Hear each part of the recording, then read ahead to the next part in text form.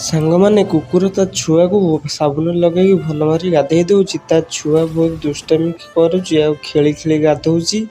ତା ମା ତାକୁ ଦେଖୁଛି ଆଉ ଜଣେ ମୋଟା ସେଇଠି ଗାଧେଉଛି ଆଉ ଗାଧେଇଲା ବେଳେ ସାବୁନ ପକେଇ ଦେଉଛି। ସାବୁନରେ ତା ଗୋଡ଼ ଖସି ଯାଉଛି।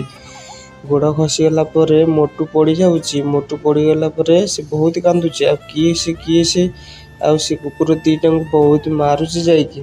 ବହୁତ ମାରିବା ପରେ କୁକୁର ତା ଛୁଆକୁ ଧରିକି ଦୌଡ଼ି ଦୌଡ଼ି ନେଇଯାଉଛି ଆଉ ବହୁତ କାନ୍ଦୁଛି। କୁକୁରକୁ କ୍ଷୀର ଖୁଆଉଛି ଆଉ ନିଜେ ତାକୁ ଶୁଆଇ ଦେଉଛି। କୁକୁର ବହୁତ କାନ୍ଦୁଛି। କାନ୍ଦି କାନ୍ଦି ଯାଇ ଗୋଟେ ଲୋକକୁ କହୁଛି, ସାର୍ ପ୍ଲିଜ୍ ଜବ୍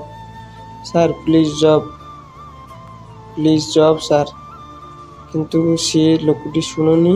ଆଉ କୁକୁରର ମୁଣ୍ଡକୁ କିଛି ଆଇଡ଼ିଆ ଆସୁଛି। ସେ କିଛି ପ୍ଲାଷ୍ଟିକ ବୋତଲ ନେଇ ଆସୁଛି। ପ୍ଲାଷ୍ଟିକ ବୋତଲ ନେଇ ଆସିଲା ପରେ ନିଜେ ମେସିନରେ ଢାଳି ତାକୁ ଗୁଣ୍ଡ କରି ନିଜେ ଗୋଟେ ପାତ୍ରରେ ରଖୁଛି। ପାତ୍ରରେ ରଖିଲା ପରେ ଆଉ କିଛି ପ୍ଲାଷ୍ଟିକ ନେଇ ତାକୁ ଗରମ କରୁଛି। ଆଉ କିଛି ପ୍ଲାଷ୍ଟିକ ଗରମ ପାଣିରେ ଢାଳି ତାକୁ ଗରମ କରୁଛି।